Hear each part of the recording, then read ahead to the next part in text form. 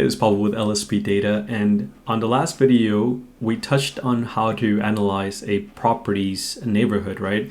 So say if you've identified a property you're interested in, whether it's for primary residence or investment opportunities, to give you a perspective on how that neighborhood looks like, because sometimes the numbers may look right and the cash flow may look right, but once you drive through that neighborhood, you get that realization of why that area is so cheap. Or anyways, in this video we're doing a bit of the opposite. So let's say you've identified a property and that you're interested in. So in this case we'll use Orlando, Florida as an example.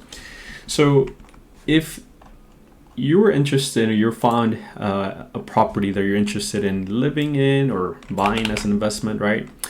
A lot of times there's a lot of unknowns, right?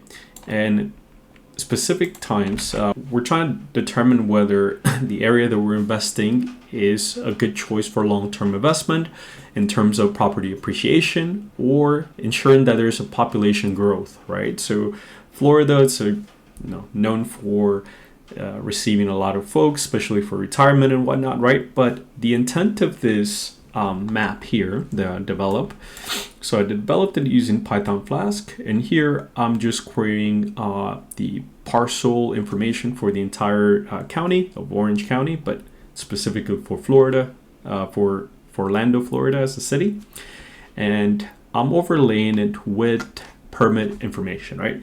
So in this case, I'm looking at any new development, whether that's development of new apartments or just any property development, that's going to give us an idea of whether there's growth right in place. So let's say we enter that specific address, right? Find it. This is going to give us an idea of what development is happening around, right? So it'll give us the address of some of those permits as well, right? Again, depending on the area of the city, some of the addresses may not show up, but again, this is a proof of concept. But let's grab another one just to get an idea if we can find any new development and construction around here. But again, the intent is to see if there's any growth around, right? So this one probably outside the scope of the permits. Again, this is going to give us some bit of perspective of what areas around here are being developed, right? So there's a lot of construction around these areas, right? And again, it's new development. So if we were to take some of those addresses on Google satellite, etc., most likely you would see development, especially if it comes to multifamily or apartment complexes and whatnot. So again, that's a bit of the proof of concept that we're looking into. So here's another one that we'll quickly look into, right? So we've entered that address here, and again, there's a lot of activity happening around this area, right?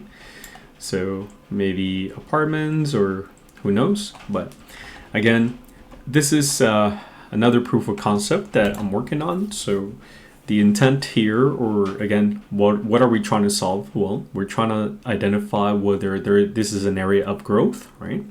A lot of folks, especially if you're in the technology, in the prop tech space, may want to include data about the census, demographics, income sort of ranges and whatnot, just to get an idea of how the neighborhood looks like.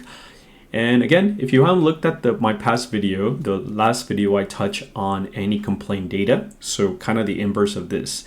Are there any areas in which it may not be a good idea to invest because there's a lot of issues, maybe homes are collapsing, there's a lot of depreciation going on?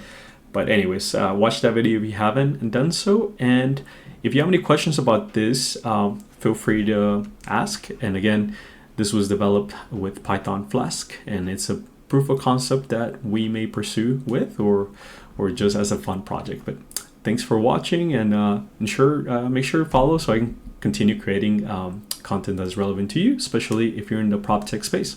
Thank you.